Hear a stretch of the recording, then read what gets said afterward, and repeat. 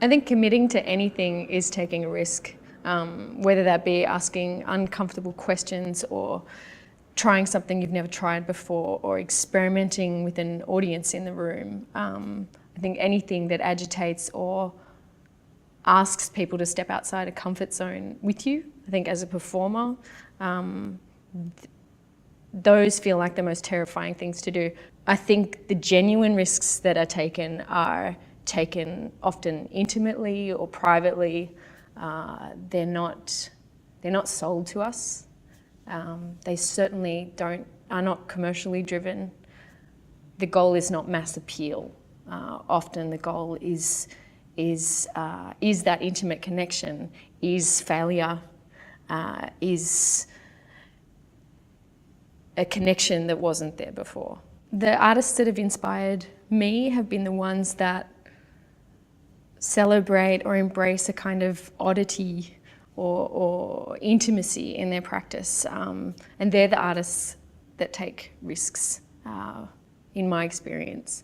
So as an audience member in performing arts, where I've been invited to engage in a question with somebody like Amanda Stewart, the vocalist Amanda Stewart, or Matt Earl, or Rosie Dennis, performing artists, dancers, where as an audience you can sit in the room and feel like you are co-authoring that experience with the person who's asking the question. As an audience member, that feels risky, just to be present when that's happening. That's been the most exciting, they've been the most inspirational practices for me.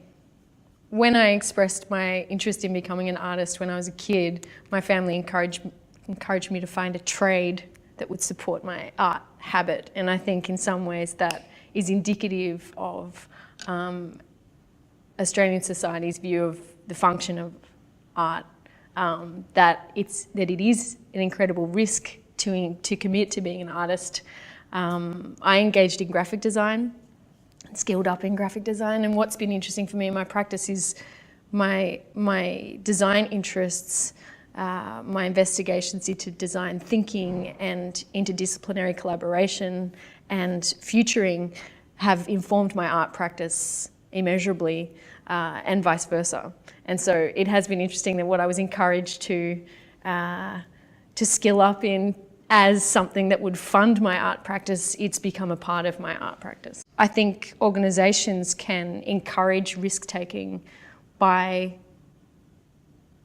freeing themselves of aesthetic accountability, I think, or encouraging their audiences to take part in the creative process, not necessarily always feeling like excellence equals bums on seats. I think there's some really dangerous rhetoric around success in the arts equating to or needing to be equal to a work that has a mass appeal. So experimentation and intimacy and strangeness or failure, all of these things should be valued as much as the guaranteed successes, if you like. It's been strange actually recently talking with artists nationally who are concerned around what their board might think if they come out and speak out with regards to the value of arts in society.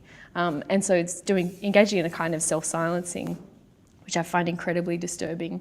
So organisations that engage with boards, or that this is easy for me to say as an independent artist as well, to say stand up to your board. But the board is there to celebrate the core of the work of what that company is doing. And if we continue to regurgitate, relive and revive works that we know work or are safe, we're headed towards a monoculture and a monotony that doesn't actually serve anybody. It doesn't provide any new answers. It doesn't excite a new generation of artists. It basically bores the hell out of everyone from your kids to the people engaging in arts practice to the boards. The boards don't want to be bored.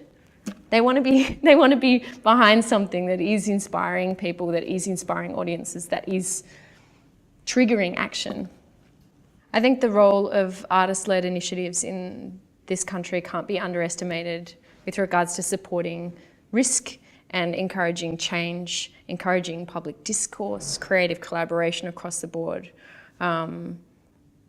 It's so important that we tell the next generation of creatives in this country that they are not sidelined or on some kind of a shelf that's waiting for people to have spare money or spare time to engage with distraction and decoration in society. It's so important that artists are spoken to with respect for the process and the value of that process across the board.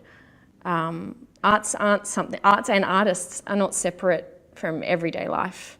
You know, you don't put your kids' maths homework on the fridge when they come home. You know, you put a painting on the fridge or a drawing that they've done, or a mutant invention of several of their toys that they've put together. I think that celebration of creative expression needs to continue outside of childhood. We need to encourage the next generation of artists, and also the current pool of artists, to continue to take risks in a very murky world. You know, when we're using art to future and to look at what's coming next, what hurdles we face, we need creative problem solving, and we need the artistic visions or artistic approaches to collaboration. In the arts, we embrace collaboration over competition, and I think that's something that, if is brought into broader society, will be valuable for everybody.